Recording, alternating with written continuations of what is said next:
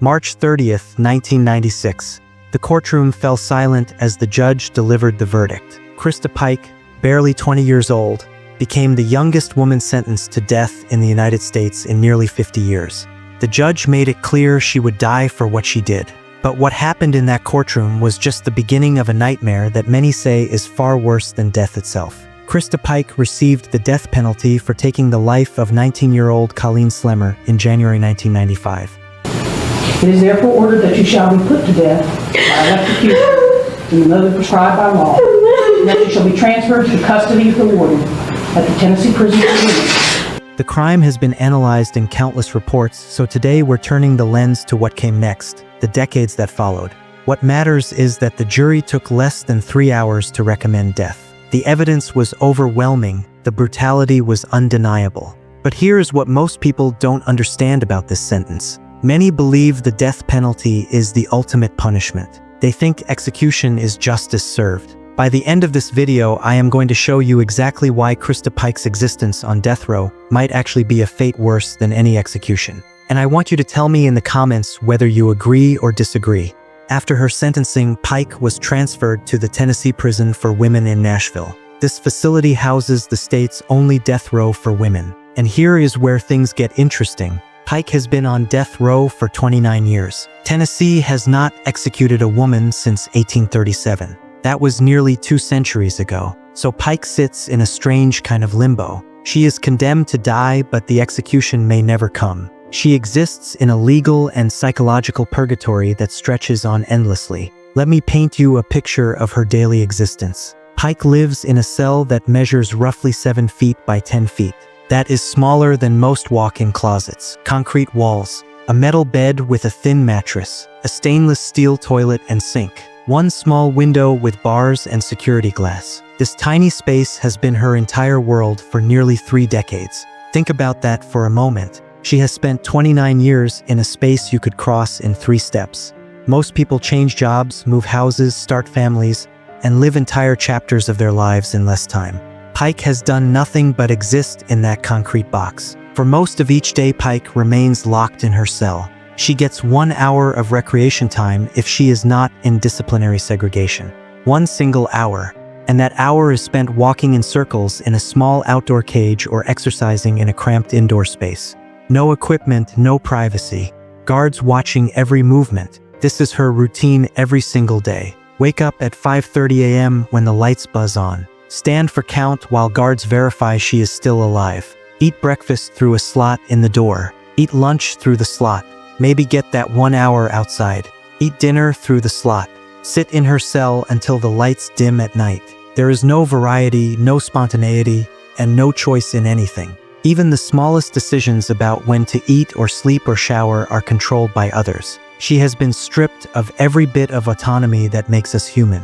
And here is what makes it even worse. Pike knows this will never change. She will do this exact routine tomorrow, and the next day, and the day after that for years, possibly decades more, until she either dies naturally or Tennessee finally executes her. Here is what makes Christa Pike's situation even more unbearable.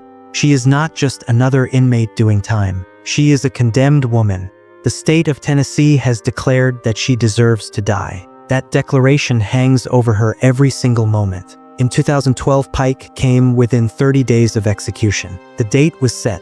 She had 1 month left to live. Prison officials began the preparations. Pike began saying her goodbyes. She had to mentally accept that in 30 days, she came close to execution. Then the courts granted a stay. The execution was halted.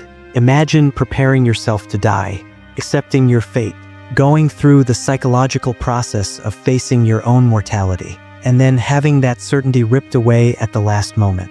This is not mercy. This is psychological torture, because now Pike knows it could happen again at any time. She could wake up tomorrow and learn she has 30 days to live, or it could be next year, or 10 years from now, or never. The uncertainty is maddening. Most death row inmates describe this waiting as the worst part. Human beings need closure. We need endpoints. We need to know what is coming. Pike has none of that. She exists in permanent limbo between life and death. In prison, there is a social hierarchy, and at the very bottom of that hierarchy are people who harm children. Pike committed her crime when she was 18 years old. The victim was 19. But the nature of what happened that night in 1995 marked Pike forever in the eyes of other inmates. Other prisoners know who she is. They know what she did. Some avoid her entirely. Others have confronted her over the years. In 2001, Pike was involved in a violent altercation with another inmate that resulted in additional charges. The tension never fully disappears. Even on death row where everyone is condemned, Pike occupies a special category of reviled. She cannot build alliances. She cannot form genuine friendships. She must constantly watch her back during any interaction. And here is the thing about prison violence. It happens in blind spots, in moments when guards are distracted, during transfers, in recreation areas. Pike knows that despite being in a secure facility, someone could still get to her. That threat colors every single day. In 2012, after 16 years on death row, Pike did something that shocked everyone. She conspired to escape from prison. She developed a romantic relationship with a prison guard named Justin Heflin. She convinced him to help plan her escape. The plot involved smuggling tools and wire cutters into the facility. Heflin would help her get past security checkpoints during a scheduled execution drill. They would create chaos and Pike would slip away in the confusion. But the plan fell apart when authorities discovered communications between Pike and Heflin. The guard was arrested and charged. Pike faced additional conspiracy charges. Her already slim chances of ever getting off death row vanished completely. What makes this escape attempt so revealing is what it tells us about Pike's mental state. After 16 years of waiting to die, she was willing to risk everything for a chance at freedom she knew was nearly impossible. The desperation required to attempt such a plan shows how profoundly death row had broken her psychologically. Think about it. She knew getting caught would make everything worse. She knew it would be used against her in future appeals. But she did it anyway because 16 years of waiting had become unbearable. And that was only the halfway point. She has now been there almost for 3 decades. Pike's attorneys have filed appeal after appeal after appeal. They have challenged the trial. They have questioned the evidence. They have argued she was too young. They have claimed mental illness. They have filed motions on every possible legal ground. The Tennessee Supreme Court has rejected her appeals multiple times. Federal courts have turned her down repeatedly. The United States Supreme Court has declined to hear her case. Yet the appeals continue because death penalty cases generate automatic reviews and endless procedural safeguards.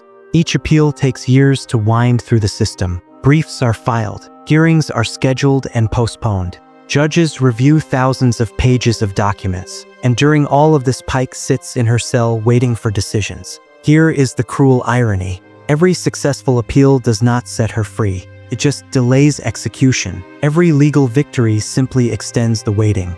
And every defeat reinforces that eventually the state will kill her. The appeals process is not really about hope. It is about prolonging the inevitable. Let me tell you what happens to a person when they have absolutely nothing to work toward.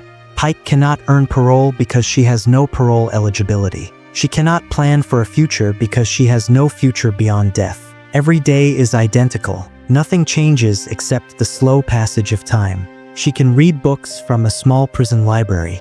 She can watch a few hours of television per day. She can write letters. But all of these activities feel hollow when they lead nowhere.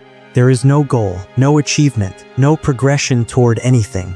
Pike turned 48 years old in 2024. She has now spent more of her life on death row than she spent as a free person. The girl who entered that prison at age 20 no longer exists. She has been replaced by someone shaped entirely by decades of confinement and the knowledge she is condemned to die.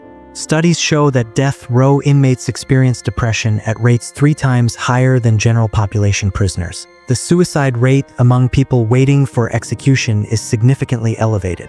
When you combine complete isolation with the absence of any hope, the human mind starts to break down. Pike has lived under this pressure for 29 years. The psychological damage is irreversible. She will carry the effects of this extended trauma for whatever time she has left. Let me tell you what happens to the human brain during prolonged isolation. Research from psychologists has shown that being alone for extended periods causes severe damage. People begin to hallucinate. Their sense of time becomes distorted. They struggle to think clearly. Some prisoners in long-term isolation describe feeling like they are losing their minds. They talk to themselves constantly. They pace endlessly. They experience panic attacks for no reason. The lack of human contact and sensory stimulation literally changes brain structure. Christa Pike has been living in this reality for nearly 3 decades. Her mind has been slowly deteriorating in that concrete box. There is no therapy that can fully reverse this kind of damage. No medication that can restore what has been lost. And here is what makes it worse than death. If Pike had been executed in 1996, her suffering would have ended 29 years ago. Instead, she has endured nearly 3 decades of psychological torture. And based on how slowly Tennessee moves, she could spend another 20 or 30 years in this condition. That is potentially 50 to 60 years total on death row. Half a century waiting to die. Half a century of isolation and uncertainty. Half a century of grinding psychological destruction. Colleen Slemmer was 19 years old. She had her whole life ahead of her. She had dreams and plans and people who loved her.